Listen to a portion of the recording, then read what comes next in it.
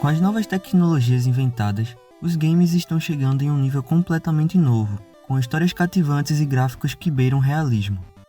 Porém, nos esquecemos que essa evolução muito se deve pela constante concorrência entre as gigantes empresas de jogos, que por muitos anos travaram batalhas entre si pela dominância do mercado. Na década de 1990, onde os games e consoles estavam começando a ganhar popularidade, uma rivalidade foi iniciada pela dominação comercial das vendas de consoles. Essa rivalidade foi ganhando volume até que foi chamada de Guerra dos Consoles de 1990. E nesse vídeo falarei como ela se iniciou, como ocorreu todo o caos e qual o impacto que ela teve para cada um de nós. E aí galera, tranquilinhos? Quem fala é o Henrique do canal PlayerDoc. Se você quer estar sempre informado sobre o mundo dos games, então já se inscreve no canal para não perder nenhum vídeo novo e ativa o sininho de notificações. Nos anos 80, uma empresa japonesa já conhecida por um jogo popular chamado Donkey Kong decidiu se aventurar no mundo dos consoles de videogame. Essa empresa era a Nintendo, e eles estavam prestes a deixar uma marca duradoura. Em 1984, a Sega, outra empresa de jogos, decidiu entrar no mercado de consoles com a Sega SG-1000. Eles não estavam brincando, e em 1985 lançaram o Sega Mark III, que mais tarde seria rebatizado como Sega Master System. A Sega estava pronta para enfrentar a Nintendo de frente e tornar essa competição acirrada. Em 1985, a Nintendo lançou o NES nos Estados Unidos, o que basicamente sacudiu o mundo dos videogames. A partir desse momento, a Nintendo se tornou uma das gigantes da indústria de jogos e deu vida a algumas das séries mais amadas, como Super Mario e The Legend of Zelda. A história fica ainda mais interessante com a Sony decidindo se juntar à festa com o PlayStation, trazendo gráficos 3D e CDs que realmente mudaram tudo. Enquanto isso, outros competidores como a NEC com o TurboGrafx 16 e a SNK com o Neo Geo também queriam um pedaço desse bolo. E não pense que tudo se resumia apenas ao hardware. A competição também envolvia jogos exclusivos incríveis, campanhas de marketing audaciosas e a luta pelo título de console dominante. Essa década foi uma explosão de criatividade e rivalidade que moldou a indústria de videogames para sempre.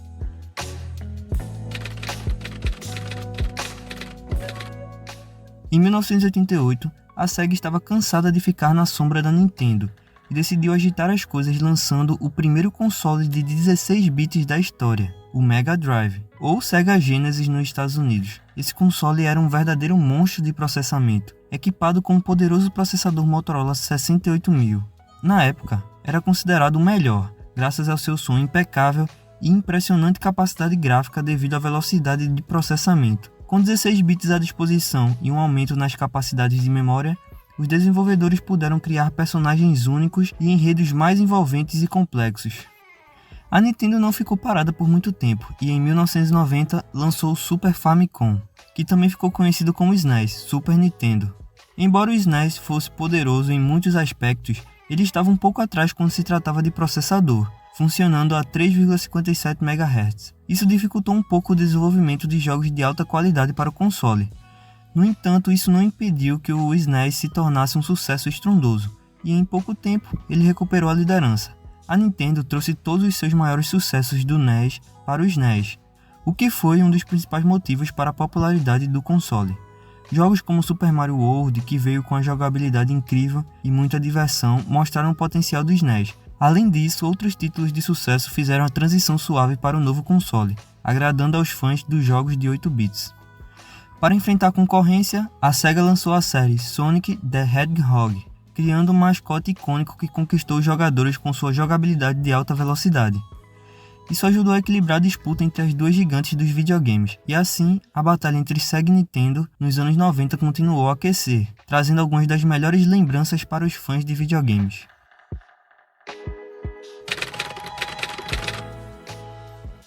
Genesis faz o que a Nintendo não, ou Genesis faz o que a Nintendo não faz. A Sega, que estava em uma batalha acirrada com a Nintendo, criou essa frase para destacar o que o Genesis, ou Mega Drive, podia fazer em comparação com o concorrente. Foi uma forma de marketing ousada, tentando mostrar que seus produtos eram superiores. Mas apesar de toda essa publicidade, a Sega não conseguiu superar a Nintendo. Mesmo com adições como o Sega CD, eles ainda não conseguiram derrubar a gigante dos jogos. Você sabia que quase tivemos o Super Nintendo PlayStation? A Nintendo realmente fez uma parceria com a Sony para desenvolver um complemento para o Super Nintendo. que seria chamado de Super Nintendo PlayStation. No entanto, quando o periférico da Sega, o Sega CD, não teve muito sucesso, a Nintendo cancelou o projeto antes de ser lançado. Isso acabou sendo o ponto de partida para a Sony, que mais tarde entrou no mercado de consoles e se tornou uma grande força na indústria de videogames. A quinta geração dos consoles de videogames começou em março de 1994, quando o 3DO entrou em cena, sendo o console do momento. No entanto, para não serem deixadas para trás, as duas gigantes do mercado dos games decidiram lançar seus próprios consoles. A Sega não perdeu tempo e lançou o Sega Saturn no mesmo ano. O console fez muito sucesso no Japão e superou facilmente o 3DO. O Saturn era uma máquina poderosa com 8 processadores que trabalhavam tanto para gráficos 2D quanto para gráficos 3D. Além disso, ele fazia um excelente uso dos CDs, que se tornaram cada vez mais necessários para armazenar jogos mais complexos. No entanto, a Sega não estava preparada para o obstáculo que viria logo adiante, que era a Sony. A Sony entrou na competição em 1994 com o PlayStation, e foi uma verdadeira revolução. Foi o primeiro console a adotar os gráficos 3D e a popularizar a mídia CD. Além disso, a pirataria ajudou a impulsionar as vendas, tornando o PlayStation ainda mais popular. Os gráficos 3D de alta qualidade e a jogabilidade impressionante conquistaram o mundo, e os controles do PlayStation foram amplamente elogiados como os melhores já feitos para um videogame. Com uma biblioteca de jogos massiva, o PlayStation se tornou rapidamente um competidor de peso, dominando o mercado e se tornando um dos videogames mais vendidos da história. A Nintendo entrou na briga um pouco mais tarde, em 1996, com o lançamento do Nintendo 64. No entanto, apesar de suas qualidades, o Nintendo 64 não conseguiu conquistar o público por dois motivos principais. Primeiro, a Nintendo optou por continuar usando cartuchos, enquanto CDs eram a norma na época. Isso afastou muitas desenvolvedoras de jogos, que passaram a produzir exclusivamente para o PlayStation. Além disso, o armazenamento limitado dos cartuchos, com apenas 32 MB, era insuficiente em comparação com os 650 MB oferecidos pelos CDs. Em segundo lugar, o Nintendo 64 focou em jogos com temáticas mais infantis, enquanto o PlayStation oferecia uma variedade de títulos com temáticas maduras e complexas, como jogos de terror. Isso decepcionou os fãs que esperavam encontrar esses gêneros no Nintendo 64.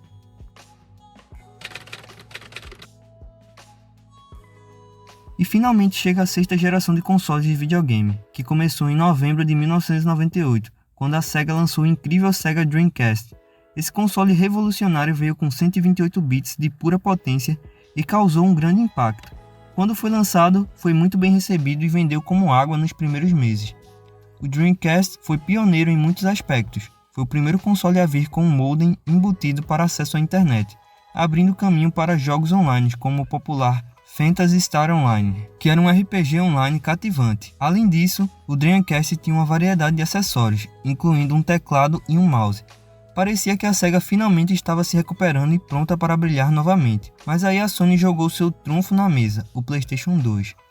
Em março de 2000, o PlayStation 2 foi lançado no Japão, e foi uma verdadeira evolução do PlayStation original.